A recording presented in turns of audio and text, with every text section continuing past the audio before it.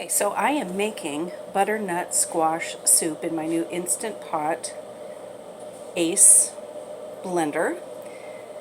And as you can see, the ingredients, the soup part has started to boil. It's reached a temperature of 212 degrees Fahrenheit. And once it has, now the countdown has begun. See the timer? Creamy soups are set for 22 minutes. And once it has counted down to 0, it will go into blender mode all by itself. All by itself. And when it's all completely done, then I will be adding the milk, which it'll either be canned evaporated milk or it will be fat-free half and half that I bought. The recipe calls for heavy cream, but I opted for something just a little bit, not quite as fattening. The seasonings in the soup are cinnamon and ginger as per the recipe, but I always tweak mine because I'd had the soup before and it just seemed like it needed cloves and nutmeg as well.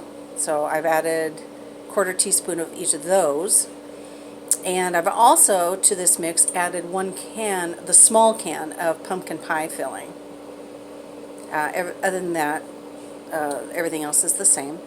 Now the topping, this is so cool. When the soup is done and you're ready to serve it, you put this little dollop of topping on it, which is oats, ginger, cinnamon. It continues on the next page. Pumpkin, let's see, honey, brown sugar, and pumpkin seeds, and more dried apple, along with the seasonings. And you just you're making your own granola. And when you first put it into your soup, it's interesting. You don't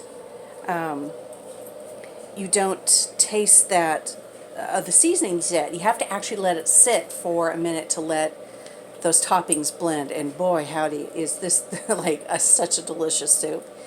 Anyway, I'll let you guys know later how it all completely turned out. Look at this. I'm just so amazed. It cooks and it blends.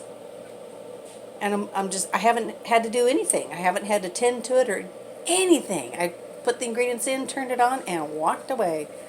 I'm just blown away.